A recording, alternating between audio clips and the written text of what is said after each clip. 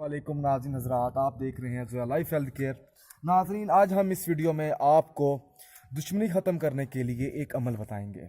ये छोटा सा नक्श है जो आपने ये नक्श बनाकर किसी भी दुश्मन की दीवार में, ठीक है, ये जो तवीज़ होगा आपने दबा देना है। अब नफ़रत ख़त्म करने के लिए भी, अगर आपके घर में लड़ाई है तो उस मकसद के लिए भी आप ये तवीज़ बना सकते हैं।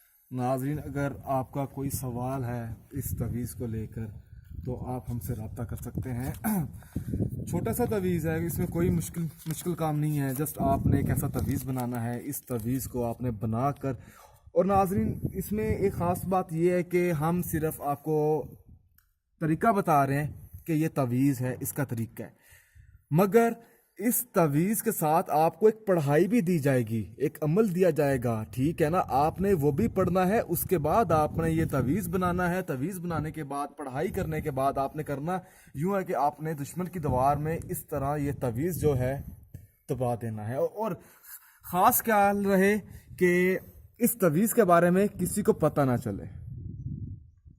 नाज़रीन, अगर आपको हमारी ये वीडियो पसंद आई है, अगर आप चाहते हैं कि आपकी ये मुश्किल ख़त्म हो जाए, तो आप अभी हमसे रब्ता करें। अगर आपको हमारी ये वीडियो पसंद आई है तो इस वीडियो को लाइक कीजिए और शेयर कीजिए। जज़ाकल्लाह।